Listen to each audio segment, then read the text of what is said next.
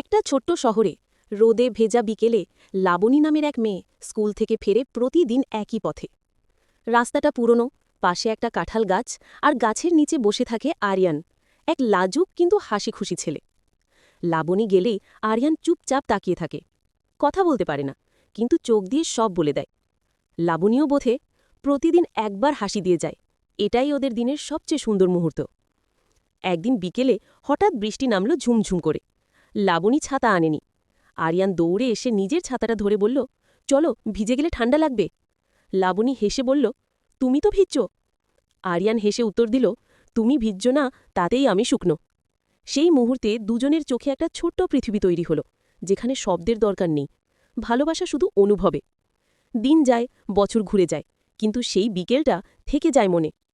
আজও যখন বৃষ্টি নামে, লাবণী আকাশের দিকে তাকিয়ে বলে, আরিয়ান, তুই ছাতা ধরেছিস তো?